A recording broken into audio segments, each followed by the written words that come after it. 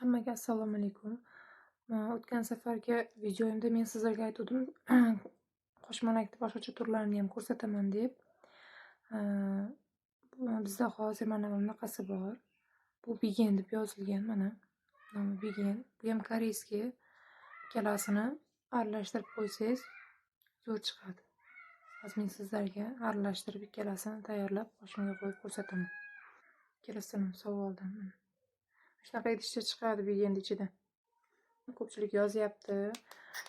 Buni ipda bo'yaganda, ipda chizganda boya belgi qo'yib olamiz qoshga, o'shanda yuzda keyin ajin bo'lib qolib ketmaydimi, yuzga ta'siri yo'qmi deb.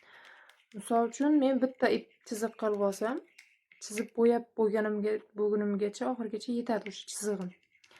Mana yangi o'rganadiganlarda, yangi chizib terib o'rganayotganlarda, misol uchun bitta chizgan chizig'i qo'li moslashib olgunigacha bittasini bo'yab yo bittasini terib bo'lgunigacha boyaga uchib ketib qoladi chizig'i. Tez ketadi chunki. Bugun men sizlarga yana bitta ikkita narsalar ko'rsatib o'taman. Videoni oxirigacha kuzatsangiz bilib olasiz hammasini. Qosh bo'yaganda juda ham kerakli narsalar bular. O'zim aytmoqchi bo'lgan narsalar. Tayyorlab bo'ldim. Xo'sh, tepadan qoshimni yaxshilab tozalab olganman. Buni videoga olmadim. Keyin bizda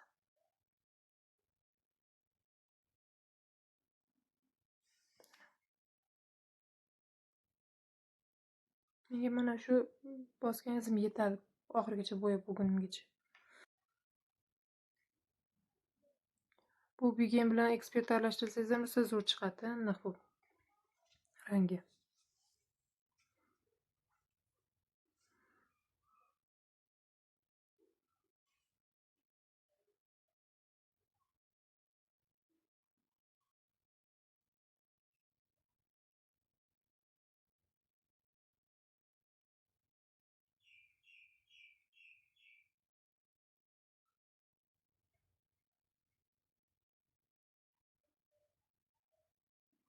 Kimlar qilib ko'ryapti, kimlarda o'xshayapti, kimlarda qo'li kelishmayapti, kommentariyaga yozib ketinglar. Hammasini o'qiyman.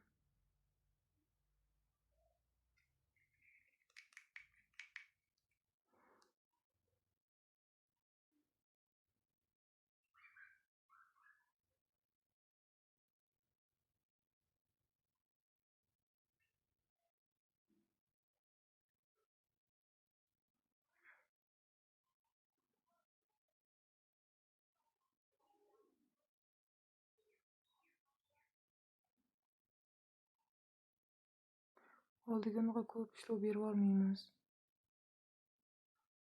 Qosh bo'yog'imiz ham parfumeriyalarda bo'ladi, bemalol izlab topsangiz bo'ladi. Qoshga zarari yo'q. O'tgan safar aytganimdek, allergiyasi borlar birinchi surtib, keyin qoshingizga ishlatishni tavsiya qilaman. Allergiya qanday anaqa qiladi? Suvlanib ketadi, ishadi qoshingiz.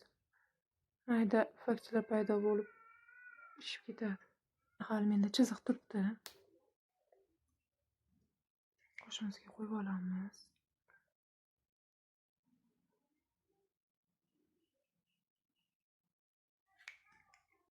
Yaxshi ko'rgan bo'lsangiz, har kuni qo'yib olsangiz bir hafta masoq berasiz.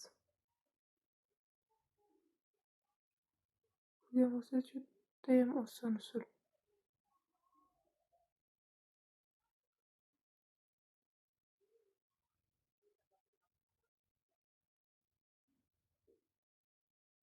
Videolarimni yaqinlaringizga ham tashlang. Ularni ko'rganlar o'zlari uchun vaqt bo'yab yursin.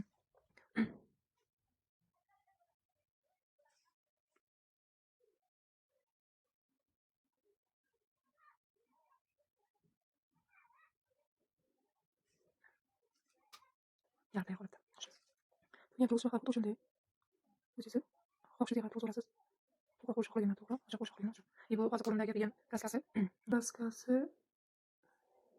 jigarrang. Qorasini ishlatib ko'rmaganman. Keyingi videoda qorasini ham ishlatib ko'raman.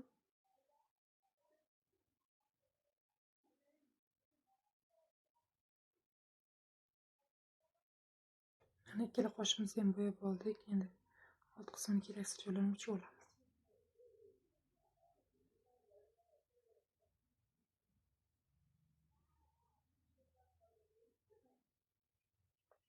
Qoshni so'yib oldik. Unda o'chirganimizda nimalarga e'tibor berishimiz kerak? O'chirganimizda qoshni mana shu holatda o'chiryapmizmi? Bitta mana shunday olib ketishimiz kerak oxirigacha. Agar mana bunaqa qilib yoyib o'chirsak, men aytgan o'sha siz mana yoyib o'chirganingizdan keyin keyingi harakatgacha bu juda tez oladi qoshga. Mana bu mana bunaqa joylariga ham yoyilib ketadi. Salonda o'qigan vaqtimiz boshida artish bilmaganimizda artardik-da, o'pkada artardik mashaqqada. Suvlab toza artardik. O'shanda artardik. Bunaqa qilib artgan vaqtimiz mana yoqlarigacha qop-qora o'pkalar boyagi. Sal bo'lsa ham artgan vaqtida unaqa bilinmaydi. O'sha qurigandan keyin rangi chiqadi va shunday bo'lib yoyilib qolardi qoshda. O'shaning uchun artayotganda ham juda ham tezlikni artishga harakat qiling. Tezlikda ishlamasangiz, bu darrov holatda mana atroflari, bunaqa joylaringiz ham qorayib qolishi mumkin. Maskani yana bir bor ko'rsatib o'tib ketaman. Mana shunaqa kichkina bo'ladi. Qorasini ishlatib ko'rmaganman. Xohlasangiz qorasini ham olib kelib ishlatib ko'raman. Mana ekspert mana. Bu ekspert, bu bigin. Ikkalasini aralashtirib ishlatsangiz, rosa chiroyli chiqadi rangi. Buni o'zini ishlatsangiz ham bo'ladi. Turadi bu ham 3 kun uzoq bilan jigarrang o'zi chiqadi. Jigarrang bu. Mana qopqog'i ham jigarrang rangi bu.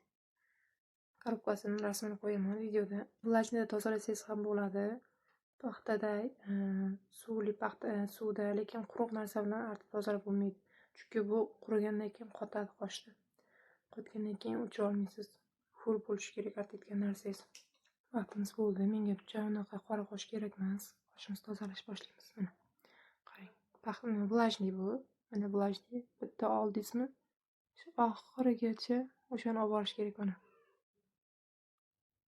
Qarang. Bitta yoyilgan yo'q atrofiga.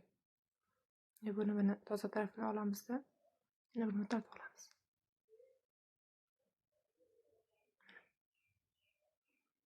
Qoshimizda mana shunday qoldi.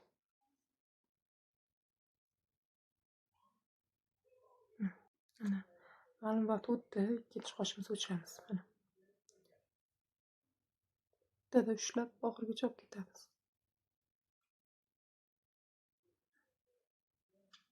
Yoyilgan yo'q. Qo'shamiz. Keyin yana bir marta tozalab olamiz.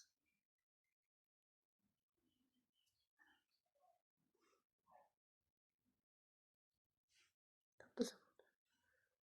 Yoyilib ketmasligi kerak. Bitta mana qoshimiz tayyor. Ko'rishingiz mumkin. Unaqa ko'p turg'izganim yo'q. Uzog'i 5-7 minut turdi qoshim. Mana shu holatda endi mazza qilib bir hafta yuraman. Siz ham yaxshilab o'rganib olsangiz, men ko'rsatgan kraskalarni olsangiz, qosh bo'yagim sizga yoqqan bo'lsa, kommentariyaga o'z izohingizni qoldiring, like bosing, menga obuna bo'ling. Keyingi videoda yana boshqacha qosh bo'yash uchun chiqarilgan qosh bo'yoqlarini sizlar bilan sinab ko'ramiz.